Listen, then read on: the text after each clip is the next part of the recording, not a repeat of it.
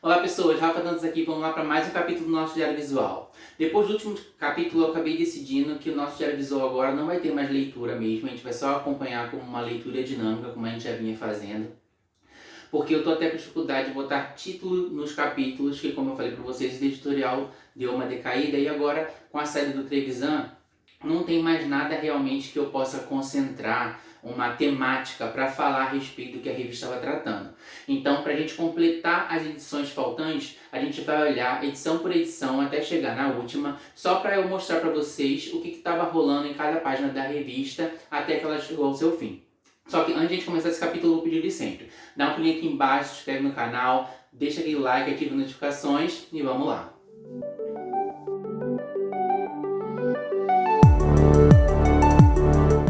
Seguindo com o nosso projeto visual G em Questão, a edição 153, no editorial mostrava que a revista tinha mudado mais uma vez com a pessoa responsável pela edição, que virou Juliane Espadan, e ele falava a respeito do rumo aos 13 anos de G Magazine.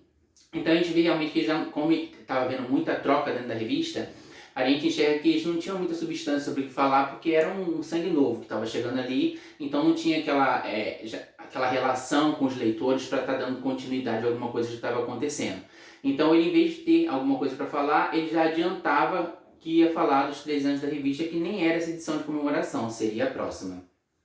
O Mundo G trazia o Garoto Fitness SP, que ia vir a ser capa da próxima edição, o Rafael Cardoso, e já falava a respeito da vitória dele. Além disso, falava também da estreia da série Spartacus, no canal de TV a cabo, acho da Sky, e trazia outras notas também, uma foto do personagem que fazia a série Glee, o Chris Colfer, num ensaio fotográfico bem parecido com uma abordagem tipo Tom of Finland. E eles também tinham uma notinha aqui para mostrar como algumas coisas estavam bem genéricas, falando do Rola na Real.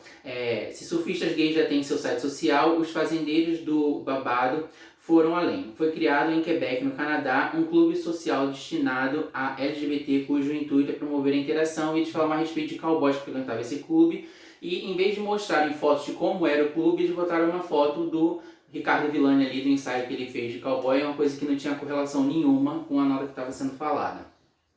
Havia também a celebração no Mundo G da vitória do Jean Willis, do primeiro gay assumido a ser deputado federal, e as semelhanças genéticas entre o Fábio Júnior e o Fiuk.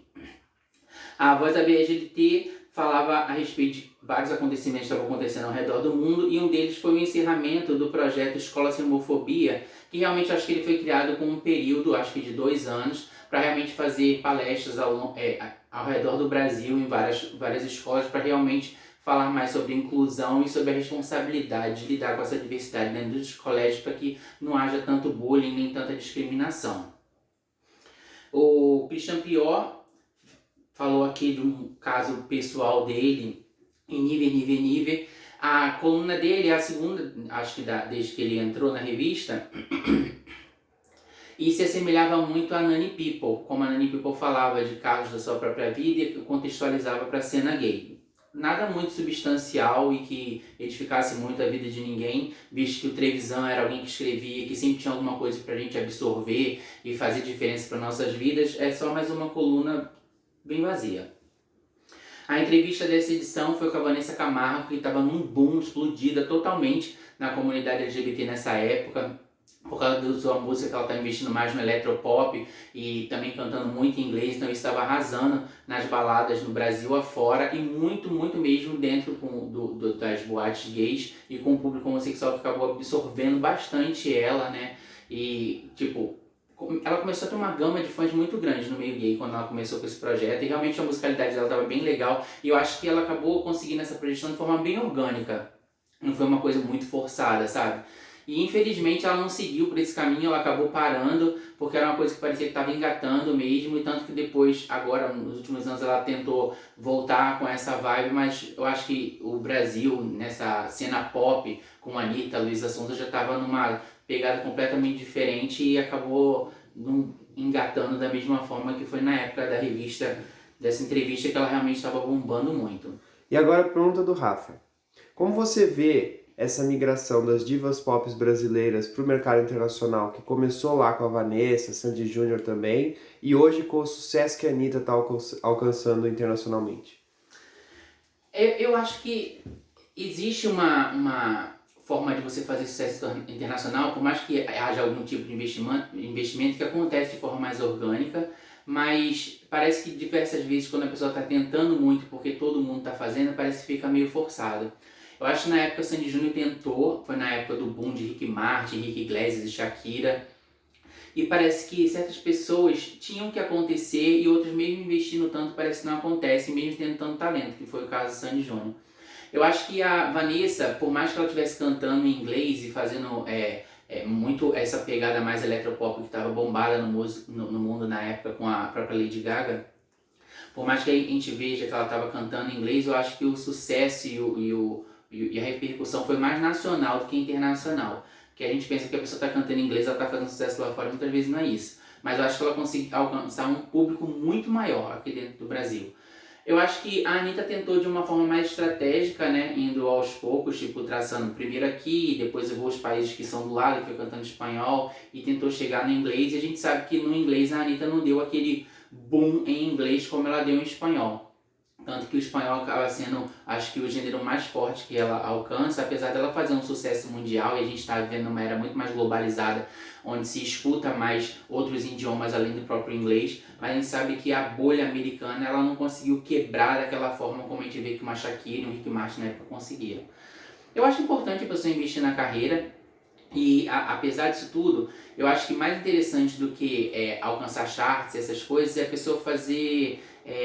sucesso entre os próprios fãs e criar essa fidelidade, porque eu acho que vai impulsionar cada vez mais justamente é o público. E bem dizer, quando se trata de divas pop, o público gay é bem caloroso, né, para apoiar suas divas e fazer elas impulsionarem cada vez mais as suas carreiras. E eu acho que é importante que cada vez mais que a gente se apoia nessas divas que criam tanto entretenimento para a gente consumir, ver que elas também muitas vezes são gratas por esse apoio e fazem muito pela causa. Isso que eu acho que é o mais importante, porque pessoas com tanta visibilidade apoiando a nossa causa faz com que a gente seja cada vez mais tratado com naturalidade na sociedade e que alcance muito mais direitos. Então eu acho muito legal que elas alcancem cada vez mais projeção, ainda mais sendo através do nosso apoio, porque de certa forma existe uma troca e a gente acaba ganhando muito. Essa edição a gente traçou o perfil com o Zé Reinaldo, que era confidente da Monique Evans, uma das melhores amigas dele, e ela tinha acabado de entrar na Fazenda. Então todo esse perfil acabou não traçando a vida do Zé Reinaldo, mas sim a forma como ele sempre lidou com a Monique e como eles eram importantes um para a vida do outro. Então foi basicamente o perfil do Zé Reinaldo, mas para falar da própria Monique Evans.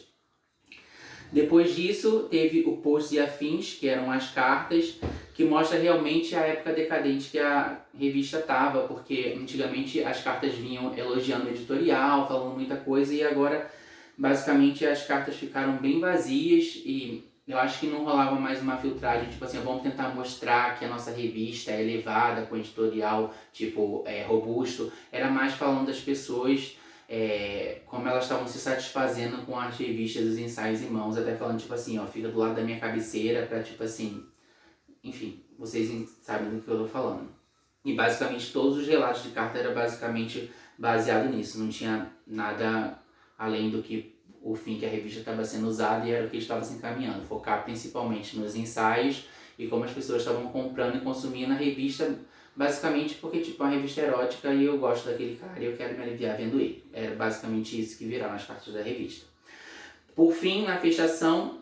a Silvete Montilla fez um bate-bola com Alexandre Frota, que estava agora trabalhando, depois de posar 4 vezes para a revista, trabalhando no meio de filmes adultos, agora estava trabalhando como diretor da Record, fazendo programas lá, e falando da possibilidade dele pensar em posar de novo para a revista, mas eu acho que ele acaba falando que o que estava rolando era da direção da revista conversando com ele para lançar uma edição especial com fotos que não saíram em outras edições, para sair numa edição especial, e isso acabou acontecendo em 2011. E agora, antes da gente falar dos rapazes, eu vou pedir para vocês fazerem de sempre. Dá um pulo aqui embaixo, inscrever no canal, deixar aquele like, ativar as notificações. Essa edição contou com 3 ensaios. que foi com o Lolito, de 19 anos, que foi o Rafael Lopes, que provavelmente devia trabalhar na noite.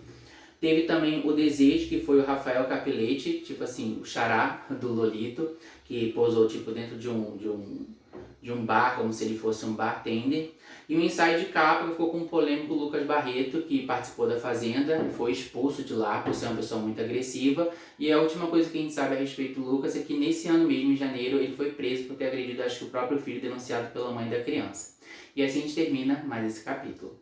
Então, gente, basicamente nosso canal, infelizmente, foi do que a gente sempre priorizou aqui, que foi realmente falar do editorial da revista, e a gente acaba acompanhando toda essa história, a gente consegue ver no passo a passo de como ela foi decaindo depois que a Ana saiu da revista, e realmente como ela tinha um editorial muito robusto, que a gente tinha temáticas para a gente abordar, falar sobre, para a gente pensar no nosso crescimento, na nossa evolução, de como a gente podia ver que a gente estava sendo representado na sociedade, e como a gente tinha direito à cidadania, e agora virou realmente um bando de entretenimento vazio, e os ensaios da revista, que eu acho que ela começou a ser mais consumida por esse aspecto diretamente, que foi basicamente o que massificou na cabeça da sociedade, que a G era uma revista que tinha homem pelado e as pessoas compravam por causa disso. Eu consigo entender um pouco a mentalidade que as pessoas têm hoje, que não vão ver com a revista, de achar que ela era só isso, porque basicamente nos últimos anos ela era só isso. Então, eu acho que o canal serviu para reforçar a ideia de que ela teve um momento áureo que foi maravilhoso e que foi muito importante pra gente, mas infelizmente o estigma que ficou preso foi o estigma dos últimos anos, que foi o que realmente ela se tornou, uma revista apenas de homem pelado. É triste, mas eu espero que cada vez mais as pessoas possam ver os vídeos antigos do canal e verem o quanto realmente a G se importou com nossas vidas por um longo período e que infelizmente a decadência editorial do mundo, né, por causa da internet e tal, acabou levando ela para esse caminho, e a má direção que ela levou sendo comprada por uma pessoa que era completamente oportunista e só pensava em dinheiro. Eu quero agradecer muito ter vocês aqui comigo nessa semana e pedir sempre para vocês irem embora. Dá um pulo aqui embaixo, inscreve no canal, deixa aquele like, ativa as notificações. Meu Instagram tá aqui embaixo se vocês quiserem interagir comigo por lá. Comenta bastante, compartilha o vídeo e a gente se vê na semana que vem. Até já já.